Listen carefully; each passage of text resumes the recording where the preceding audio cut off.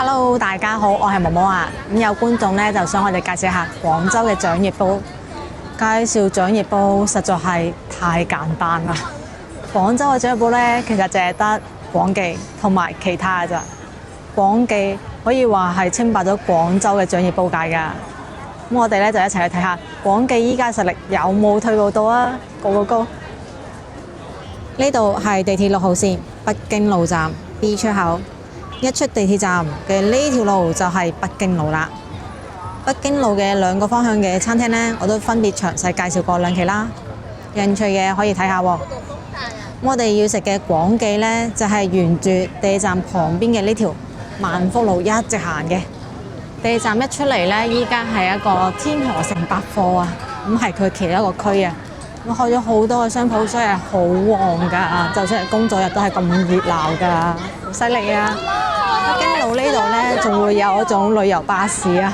齋坐車嘅話呢係40蚊嘅，有4條線路可以揀。如果係巴士加呢個船一齊聯動嘅話呢，就109蚊，可以順便珠江夜遊埋，都幾抵玩㗎。所以都有唔少人買飛嘅。坐嘅呢就呢啲雙層巴士啦，可以坐喺2樓度睇一睇風景。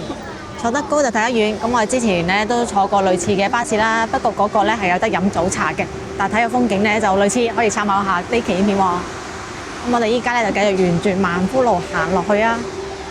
對面呢度有間丁大膽爆炒螺絲粉，好食㗎，我食過好多次啦。佢嘅炒螺絲粉真係好有鑊氣㗎。螺絲粉旁邊嘅呢間雞佬榮雞煲呢，其實都好出名嘅，但我覺得呢就一般般咯。不過佢食嘅係炭爐雞煲，想喺北京路呢頭呢享受呢個炭爐感覺嘅話，就可以試一試佢嘅。但我覺得呢性價比就唔係好高咯。呢度呢有間肥姨瀨尿蝦，佢都好出名㗎。咁佢隔離呢係一間酒店啊，但係呢就唔係間間酒店都係好好嘅喎。你睇睇佢嘅門口啊，裝修得好差㗎。廣州大部分呢種叫做入米嘅酒店呢，都係比較差㗎。嗱，呢度呢係有好大嘅一幅牆繪㗎，成棟樓都係牆繪嚟㗎，好靚啊！佢呢仲寫咗好多嘅特色標語啊，有掂過碌蔗啦，食過翻尋味，西關小姐，東山少爺。咁我哋呢就沿住呢條路一直行落去啊。呢段路呢係有翻新過㗎，所以個狀態呢就比較好，路唔難行，亦都唔核突。呢度依家呢就開咗間便利店嘅。羅森呢有好多特價嘢，或者係啲套餐可以揀嘅，價格唔貴。咁隔離呢係一個軍委舊址嘅展廳啊，有好多周邊產物㗎。咁佢嘅吉祥物呢係一隻好可愛嘅牛仔啊。呢邊仲有好多呢類型嘅展廳喺度㗎，有興趣可以睇睇個，唔使預約，唔使門票㗎。咁我哋呢就繼續沿住呢條路一直行到前面呢度呢係有座教堂㗎，就係正規教堂嚟嘅，按教堂時間開放啦。我哋一陣間要食嘅廣記呢，以前係開響萬福路㗎，嗰陣時呢係旺到不得了㗎。我經常呢就同同學仔行完北京路花街之後，都會去食廣記㗎。後嚟萬福路店呢，就唔知因為係搬鋪啊定係拆夥啦，反正萬福路店呢就關咗，變成咗2間廣記，一間呢就我哋要食嘅文明路店，另一間呢就係德政南路啦。唔知有冇廣州資深食貨可以科普一下呢？佢哋到底係咩關係啊？行到呢一度呢，對面係有間捷啡酒店㗎，之前都介紹過啦，係新酒店嚟㗎。門頭呢就裝修得好好睇嘅，裡面嘅房都唔差，所以評價呢係比較高㗎。咁佢呢就比北京路嘅美居酒店價格係低一啲㗎，所以有需要嘅話可以睇睇呢間酒店㗎。其實我印象中呢，仲食過一間開響涌邊嘅廣記㗎，亦都係做掌葉煲㗎，比萬福路店仲早添。行到嚟呢度係萬福路182號，係一間好舊嘅屋啊，門窗都係舊式㗎，呢種通花門窗，仲有拉閘鐵門添。離開咗北京路之後呢，呢度就好有生活氣息啦。附近呢有好多嘅五金鋪、地產鋪同埋雜貨鋪，每一個住宅區呢都肯定有唔少嘅五金鋪嘅。因為實在係比較好做嘅生意。對面呢間萬興煲仔飯呢都好出名㗎，咁我都食過好多次啦。佢嘅湯係好食過煲仔飯嘅，我一直呢都覺得佢係比煲仔飯耽誤嘅湯店啊，可以試一試佢嗰個湯嘅，真係好正。咁行到嚟呢個路口咧，如果轉入去咧，嗰度仲有間食雲吞麵嘅，好細嗰間鋪頭仔咧。你冇睇佢環境咁唔噏得喎，佢都好出名㗎，就係叫西關小食店啦。雲吞咧細碗嘅話就14蚊，大碗咧就16蚊，係某間嘅大師傅出嚟開嘅，所以好受附近嘅街坊歡迎。咁行過呢頭想食雲吞麵嘅話，就可以揀佢啦。咁我哋咧就喺萬興煲仔飯嘅呢個路口度向左轉。一轉過嚟咧，係會見到呢間嘅煲爺啊，食煲㗎，好出名嘅店啊。好唔好食就真係見仁見智啦，我就麻麻地去嘅啫。有需要嘅都可以幫襯下試試嘅。咁我哋繼續沿住呢條路行啦。呢條咧係文德路啊。嗱，老城區咧兩邊啲路咧都會種樹㗎，咁行起身係特別舒服㗎。石屎森林嘅感覺咧冇咁重嘅。咁呢間睇上好似西餐廳嘅咧係長者飯堂嚟嘅喎。正喎，但係佢真係好正經賣西餐嘅喎，我見到賣 cheese cake 嗰啲嘅喎，20零30蚊一件，裝修得好靚嘅。我哋繼續沿住呢條路行落去啊，隔離咧就係呢度嘅社區服務站啦。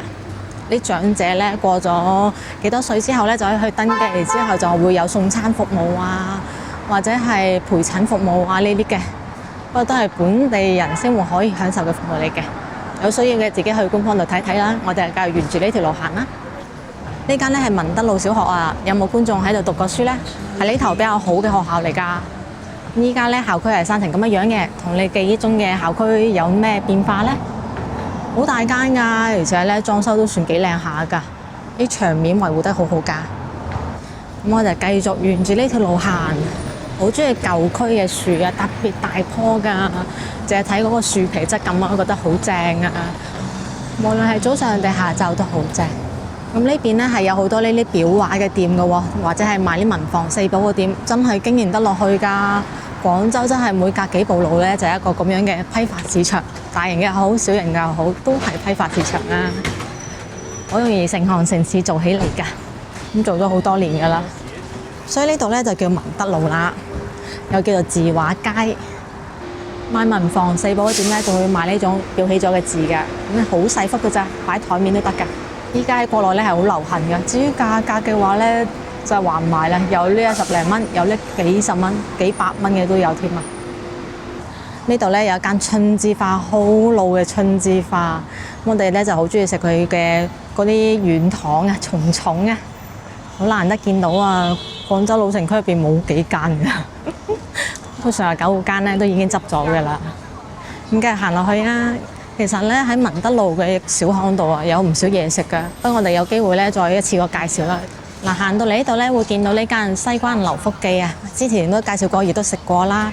佢嘅雲吞麵咧都唔錯㗎，特色咧係佢嘅招牌四色魚蛋粉麵啊。出品嘅話就唔差嘅，但係都唔會話飛條龍出嚟咯。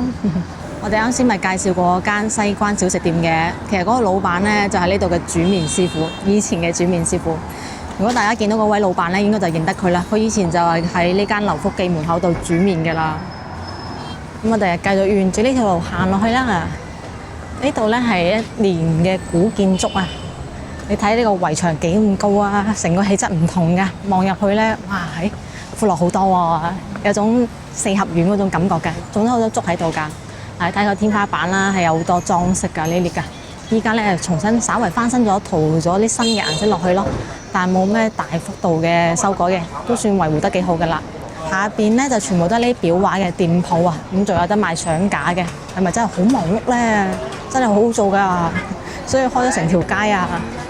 以前呢度咧係一個好大好大嘅人行天橋㗎，俾人叫做八爪魚㗎，唔知大家記唔記得咧？依家都又拆咗㗎啦。呢度咧就係文德路同文明路嘅交界，咁我哋咧就喺呢個路口度向右轉，即係呢個方向，快啲過馬路啦！呢個馬路咧係同以前人行天橋一樣嘅，可以打斜行嘅，四通八達㗎，所以過馬路嗰時就要注意安全啦。好多電雞，好多人。呢條咧就係文明路啦，咁我哋咧都詳細介紹過文明路嘅美食啦，有興趣嘅可以睇呢期影片喎，真係超多好地道嘅嘢食㗎，而且價格唔貴啊！我諗翻起都流口水添啊！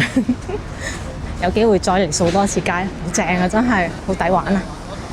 行過咗馬路口之後咧，過到嚟都係有唔少嘅店鋪㗎，有茶飲店啦、榴蓮雞煲店啦，或者係賣下呢啲文房四寶嘅店啦，算係字畫街嘅延伸咯。咁呢間咧就我哋要食嘅廣記啦。最近嘅地站咧係6號線北京路站 B 出口，步行600米。依家秋冬天仲有得食羊肉啊！廣記紅燜羊排78蚊一斤，138蚊咧就有2斤啦。開下晝嘅5點半嘅，咁我哋依家咧就入去坐住先。咁我哋睇睇呢個就餐環境咧，咁樣嘅呢個係1樓，咁仲有個2樓嘅，坐滿1樓就會開放2樓噶啦。咁黐咗好多好粵語化嘅標語喺度嘅，好過癮嘅。仲有啲菜式喺度裝飾嘅，就係呢種 feel 咯，幾大排檔㗎。滔滔都嚟食過㗎，你睇幾大張合照掛住喺度，啲獎狀已經黐晒出嚟㗎啦。坐低就睇睇菜單啦。咁呢度最出名咧，我覺得係食掌翼煲啊。睇下有咩掌翼煲啊？黑中鵝掌翼煲198蚊2斤，268蚊3斤。咁仲有得食鴨嘅掌翼煲嘅，就138蚊2斤，188蚊3斤。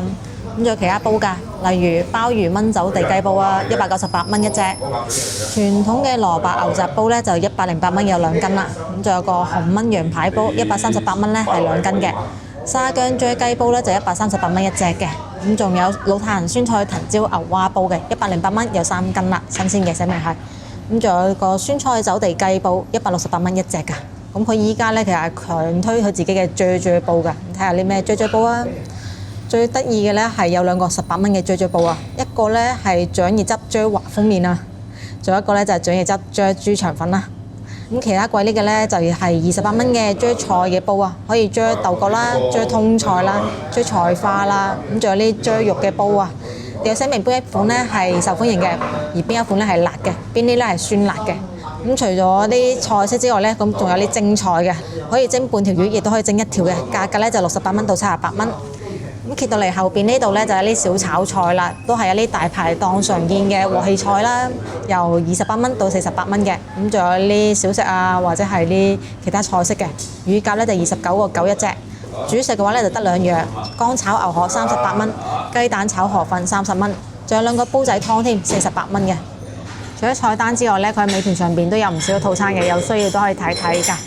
咁如果其實招牌嘅掌翼煲嘅話咧，首選係呢個4人套餐嘅159蚊。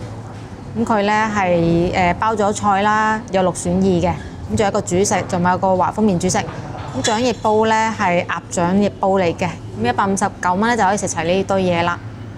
呢度咧仲有賣好多好多嘅酒㗎，可以一路飲住啤酒，一路食掌翼煲，哇！真係人間享受啊！菜咧上得非常之快嘅，煲咧就嚟咗啦，咁啊等滾起先有得食嘅。咁啊睇睇有啲咩啊？我哋係揀咗生菜同埋腐竹㗎。撈魚皮份量唔細喎，咁啊擺咗幾多料嘅，好多好多嘅芫茜啊，仲有啲洋葱、一啲紅辣椒、花生，仲有唔少得嘅，梗係魚皮啦。魚皮咧係呢種好厚嘅，捲起晒嘅，切得唔會太過大塊，絲絲嘅味道咯。好辣啊！酸味比較明顯，可以開胃同埋解膩嘅。嗱，我哋一路咧而家係開咗火啦，興緊個掌翼煲嘅。點解會有白煙飆住出嚟咧？因為個煲外邊咧會有少少水啊，佢而家係蒸發緊咋，唔係啲咩事啊，唔使理佢。冇煙之後咧，就差唔多係熟㗎啦。魚皮都幾爽下嘅，新鮮冇鹽味，就作為一個前菜開胃寫食咯。有少少太酸太辣，唔算好啱我哋口味咯。前菜啫，前菜啫，主角係掌翼煲，有嘅花生啊，試一試。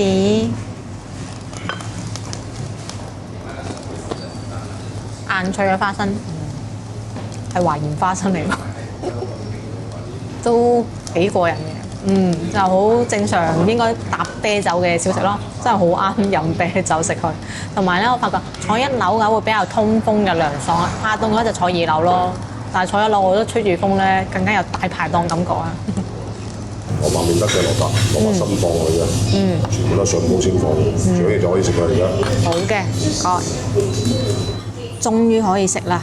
咁暫時食得到嘅咧係掌翼嘅咋，蘿蔔咧有排炆啊！嗱，掌翼咧唔少㗎，不過我哋揀嘅咧呢個係鴨嘅掌翼啊。鵝掌翼嘅話就唔止呢個價㗎啦，聞到香味係真係幾吸引嘅。翼係中翼最有肉係佢㗎啦，鴨掌嘅話咧係咁樣嘅，梗係細過鵝掌㗎啦，不過都幾有肉食㗎啦，而且都幾有膠質啦。咁隔離嗰隻咧就係翼尖啦，好長一隻㗎。翼尖咧就比較多骨，但係咧就襟攆。開餐，好大隻掌翼啊！雖然係鴨嘅，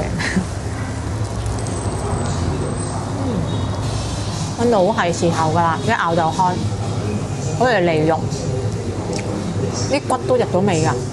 掌嘅口感咧特別好嘅，佢有好多重唔同嘅肉啊，嗰個薄膜咧特別脆嘅，上面嘅肉咧已經炆到夠晒腍，入口咧就大啖嘅肉，咁仲要好有膠質添啊！食落去咧會黐口㗎。佢呢度嘅調味咧，我覺得好正啊！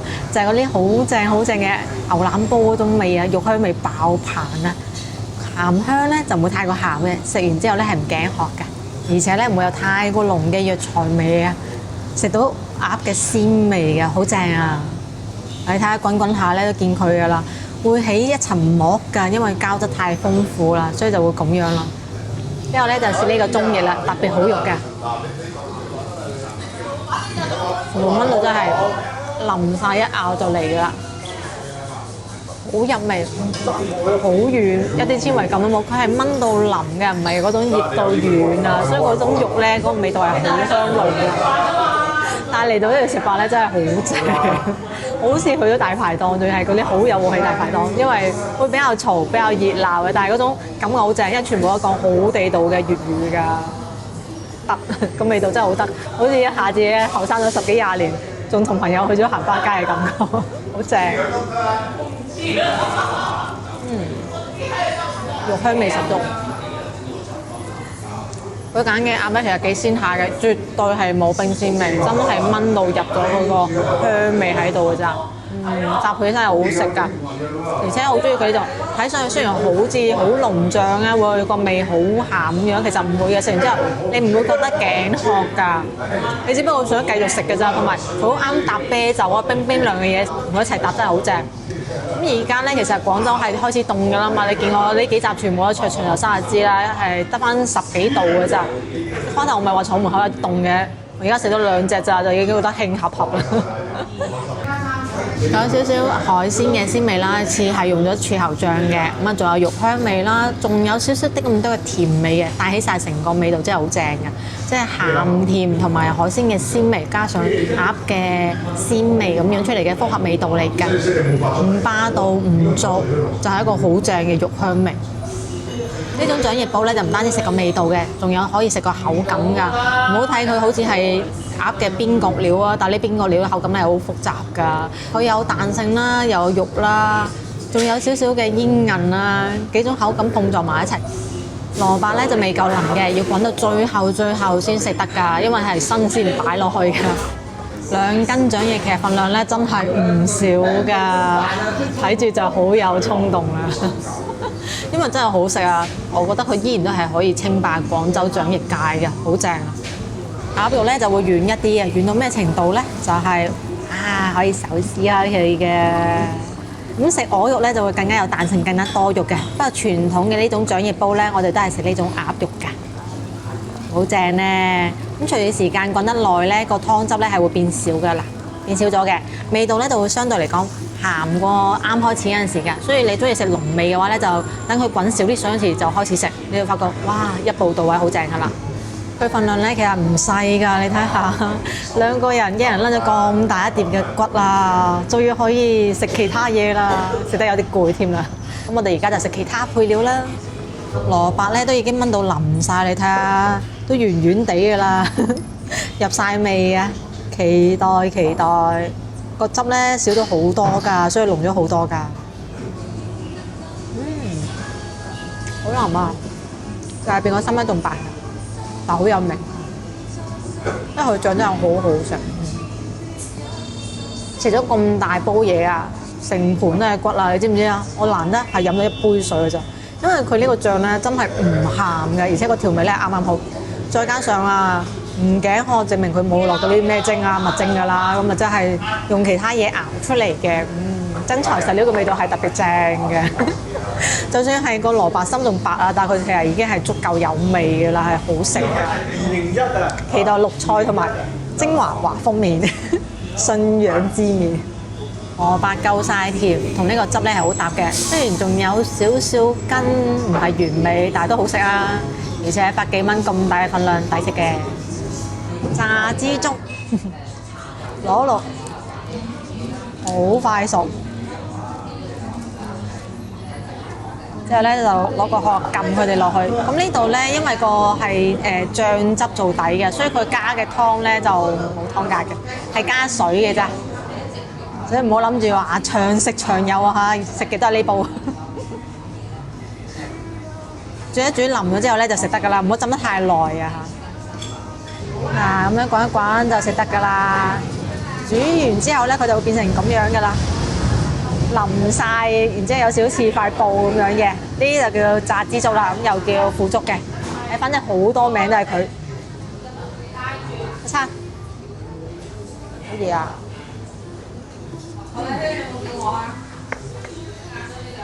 打邊爐必備咯，個汁好食咧就正㗎啦。滾唔耐咧，食落去就會有少少爽脆嘅。咁滾得耐咧就會全部淋晒㗎啦，咁啊中意咩口感咧就自己控制就得啦。主要咧係索晒呢個汁嘅味道，呢個汁咧就真係由頭食到尾都唔會頸渴，真材實料，好食啊呢個汁。咁我哋依家就淥一淥佢嘅生菜啦，一大盤嘅菜啊！嗱，食呢嘢咧全部都係咁一彎彎嘅，食晒啲鵝掌翼，食嗰佢嘅蘿蔔，之後咧就食佢嗰個枝竹，食完之後咧先至淥菜嘅。咁如果話咁樣嘅話食唔晒點算啦？咪夾起佢先咯。咁樣咧就唔會影響你下一味要錄嘅嘢嘅味道。如果唔係撈埋咧，陣間總有一樣咧係會變成唔好食嘅。到時你反而後悔啦，因為你冇得回檔噶嘛。咁啊攞啲菜啦，呢度真係好有大排檔感覺，你見唔見啊？呢個氣氛，呢個背景音幾咁強勁啊！全部都係街坊老廣過嚟㗎，一句普通話都冇。好，咁就熟啦，好大棵生菜啊！條條都咁大條嘅，正啊！食菜補充一下維生素，健康飲食。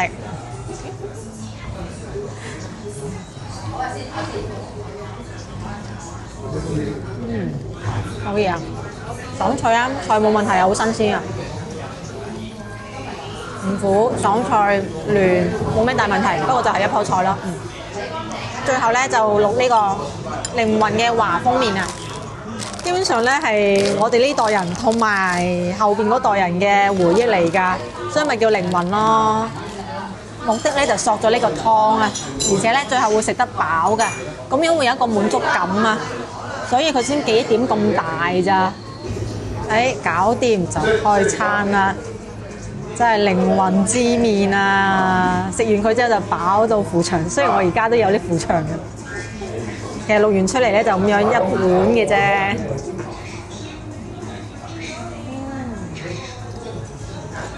個烤汁真係好正，佢個汁真係成餐嘅亮點精華，嗰個鹹甜味控制得啱啱好，仲好有鮮味添。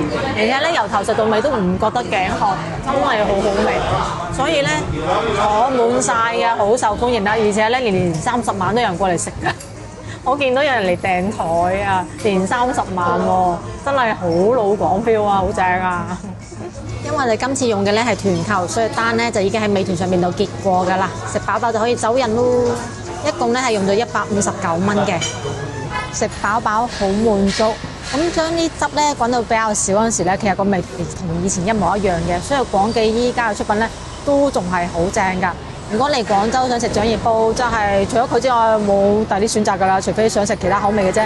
正宗廣式口味嘅話，佢係好好食㗎，而且價錢唔貴啊，159蚊咧係足夠3個人食到飽㗎啦。咁圍到先至50蚊人均啫喎，性價比好高㗎。今期影片咧就到呢一度啦。中意我視頻想食地道菜式嘅關注頻道喎，點個 like 啊，分享俾身邊朋友仔，仲有打小鈴鐺啊，有新影片會第一時間通知你㗎。咁我哋下期見啦，拜拜。